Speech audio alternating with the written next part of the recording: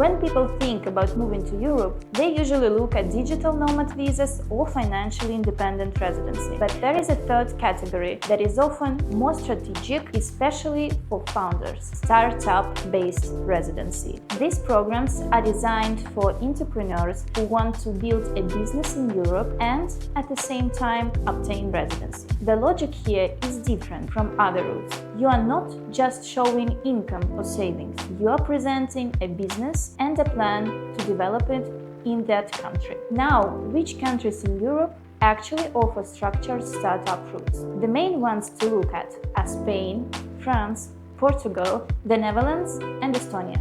Each of them works slightly differently, but the overall idea is similar. Your project is assessed, and if it meets certain criteria, you receive the right to live and build your company locally.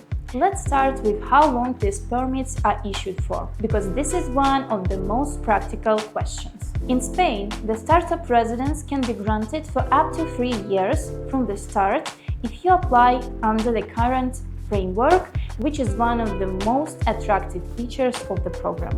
In France, the French tech visa typically gives you a residence permit for up to 4 years, which is also quite strong compared to other countries. Portugal usually starts with a 1-year residence followed by renewals, often for 2-year periods. In the Netherlands, the startup visa is initially granted for 1 year, after which you are expected to transition into a different residence permit if the business develops. Estonia typically grants residence for up to 1 to 2 years initially, with the possibility to extend. Now, in terms of renewals, the principle is similar across countries, but the criteria are very different from passive income or digital nomad visas. Here, renewal depends on the business itself. You're expected to show that your project is active, that the company exists, and that there is a real progress. These can include development of the product, market transactions, hiring,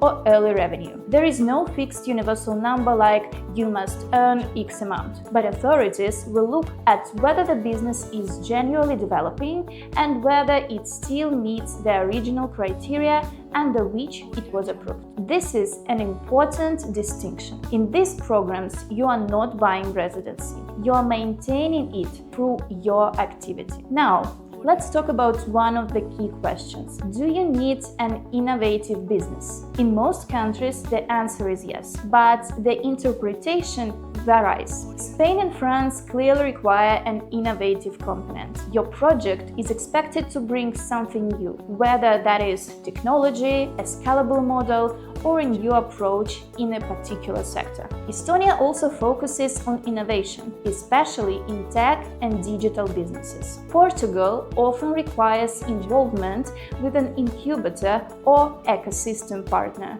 and innovation is usually part of that evaluation. The Netherlands is quite structured in this sense. You need a facilitator, and your business must show innovation and potential for growth. So, in practice, across all these countries, a simple local business, like a small shop, restaurant, or standard service, will usually not qualify. These programs are designed for scalable projects. Now, another important point is financial expectations. Unlike the UK, where startup or innovator routes historically had clearer financial targets or expectations around growth and revenue, most EU countries do not set a strict profit requirement. There is no formal obligation to reach a specific turnover or valuation within a fixed time frame. However, this doesn't mean there are no expectations. Authorities still look at whether your business is viable and progressing. If, after a certain period, there is no activity, no development, and no realistic outlook, renewal may become difficult. So, while there is no formal commitment to success in terms of a fixed number, there is definitely an expectation of genuine business activity and growth. Now, let's briefly talk about what you actually need to apply. The core element is your business plan. It needs to be structured, clear, and convincing. It should explain what you are building, how it works, who your target market is, and how you plan to grow. In addition to that, you will need to show that you can support yourself financially during the initial stage. This is usually a moderate requirement compared to passive income programs, often in the range of 1,000 to 2,000 euros per month as a general benchmark. You will also need standard documents: passport, background checks, proof of address, and in many cases, confirmation of acceptance by an incubator or approval from a government body. The process typically starts with preparing your business plan and documents, followed by evaluation of the project. In some countries, this evaluation is done by a government authority. In others, it is done through accredited incubators or partners. Once your project is approved, you apply for the visa or residence permit, relocate, and start building your business locally. Timelines can vary, but in many cases, you are looking at a few months from preparation to approval. So, how do you choose between these countries? There is no single best option, because this is not just an immigration decision. It is also a business decision.